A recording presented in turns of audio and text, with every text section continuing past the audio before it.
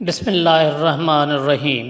طبقات ابن سعد میں ہے کہ ایک موقع پر حضرت علی کرم اللہ وجہہ نے فرمایا کہ میں قرآن پاک کی ہر آیت کے متعلق بتا سکتا ہوں کہ یہ کہاں، کیوں اور کس کے حق میں نازل ہوئی۔ چنانچہ حضرت علی رضی اللہ عنہ کا شمار مفسرین کے اعلیٰ طبقہ میں ہوتا ہے، اور صحابہ میں حضرت عبداللہ ابن عباس رضی اللہ تعالی عنہ کے سوا اس کمال میں آپ کا کوئی شریک نہیں ہے۔ طبقات ابن سعد میں ہے کہ آپ نے حضور نبی اکرم صلی اللہ علیہ وآلہ وسلم کے وصال کے 6 مہینے بعد تک جو گوشہ نشینی اختیار کی، اس میں آپ نے قرآن مجید کی تمام سورتوں کو نزول کی ترتیب کے مطابق مرتب کیا۔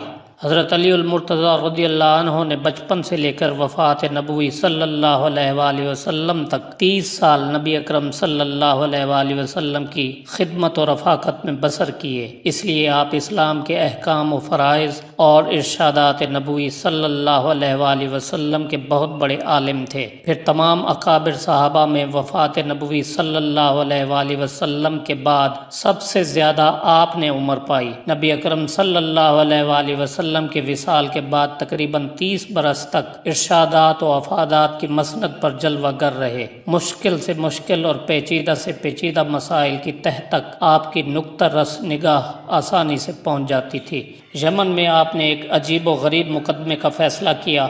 یمن میں اسلام کی دعوت نئی نئی پہنچی تھی اور لوگ نئے نئے مسلمان ہو رہے تھے، اس لیے پرانی باتیں بھی تازہ تھیں۔ ایک عورت نومولود بچے کو لے کر 3 مردوں کے ہمراہ حضرت علی المرتضیٰ رضی اللہ عنہ کی بارگاہ میں پیش ہوئی۔ ان 3 مردوں کا یہ دعویٰ تھا کہ عورت کی گود میں جو بچہ ہے وہ میرا ہے۔ حضرت علی نے اس عورت سے دریافت کیا کہ کیا تم بتا سکتی ہو کہ یہ بچہ کس کا ہے؟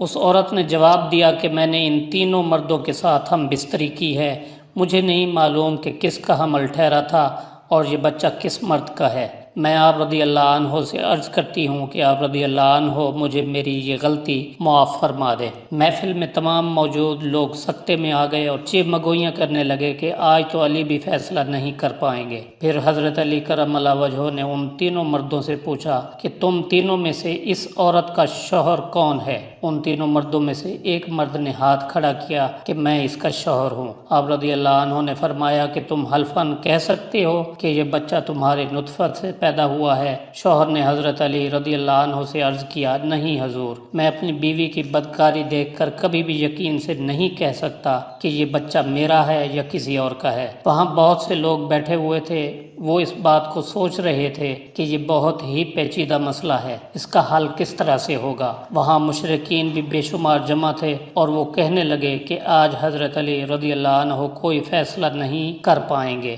حضرت علی المرتضیٰ رضی اللہ عنہ کچھ دیر تک خاموش رہے، پھر آپ نے پیدا ہونے والے بچے کی دیت مقرر کی اور دیت کے 3 حصے مقرر کیے۔ اس کے بعد حضرت علی نے قرعہ ڈالا اور فرمایا کہ میں اب قرعہ ڈالتا ہوں، جس کے نام قرعہ نکلے گا بچہ اس کا ہوگا۔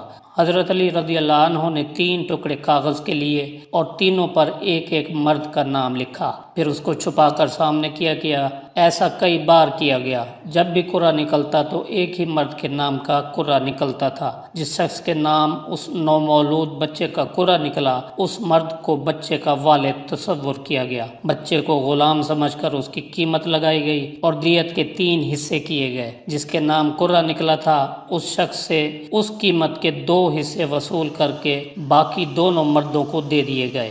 جب یہ بات حضور نبی اکرم صلی اللہ علیہ وآلہ وسلم تک پہنچی تو آپ صلی اللہ علیہ وآلہ وسلم نے بھی فرمایا کہ اگر یہ مسئلہ میرے پاس آتا تو میں بھی اس مسئلے کا حل اسی طرح کرتا جس طرح علی نے فیصلہ کیا ہے۔